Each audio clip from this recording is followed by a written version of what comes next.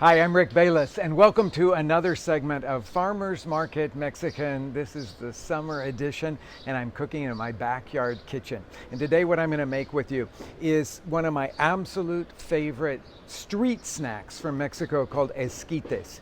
Perhaps you've wandered some of the streets in Mexico and you've seen the big cauldrons of corn cut off the cob that's simmering away there in its own corn cob broth. Well, that's what I'm going to show you how to make, because I think this is a great thing to serve at a backyard party. First, you got to get your corn. In Mexico, it would be field corn to the milk stage or that tender stage. In the United States, it's probably going to be sweet corn. That's what I'm working with now. Very different flavor, but still an excellent dish. Pull the husk off, all the corn silk off, and then I'm going to cut the corn from the cob. A lot of different ways to do this. My preferred method usually is to turn a small bowl upside down into another larger bowl and then cut the kernels away from the cob, just letting them fall right down into that bowl like that. This gives you a little platform to work on. Flip it over and go the other way until you've got all the kernels cut off. And then I'm going to cut the cob in half, just moving it like that. And all of the husk silks and all will go into this pot. This pot then just gets filled with water, put it onto a medium heat and let it simmer away for about a half an hour or so to extract as much flavor as you can out of the cobs and the husk. This is what it's going to look like at the end of that time. So I want to get rid of all of that now, because now I have my corn cob and husk broth. So I'm just going to put that right over here. All the cobs will come out, and this becomes my cooking liquid then for our esquites. It'll look kind of like a light yellowish green color. So when you get all of that out, then I'm going to put all of this corn in there. So I usually try to put all of the corn to the side like that so that I can end that middle bowl, and then scoop all of this into here. Now, flavoring wise, there are two things that are going to go in here. One of them is a little bit of chopped green chili.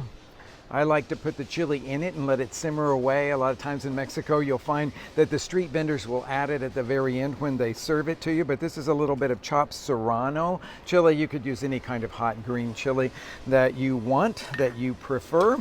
So that goes in there, and then this is what gives esquites it's such a special flavor, and this is epazote. Now, this may not be at easy access for everyone. I love its pungent aroma and flavor, but if you can't find it, then just grab a handful of cilantro and put that in there.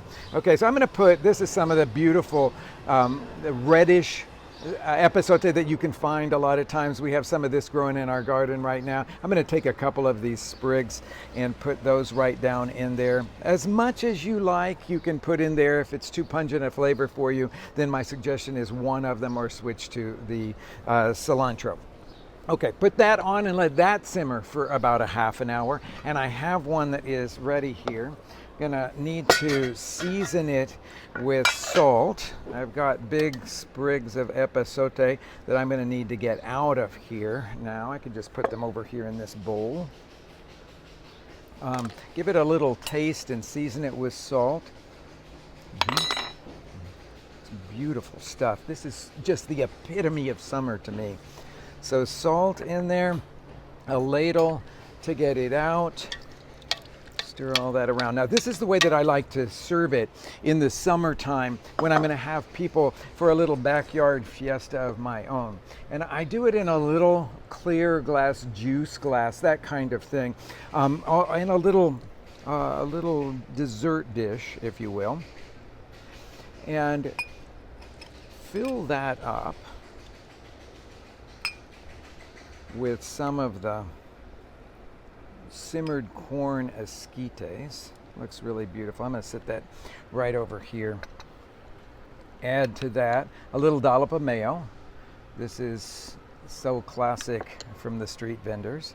A little bit of Mexican fresh cheese goes on there. This is also delicious with some crumbled goat cheese on the top, if that's at ready access for you.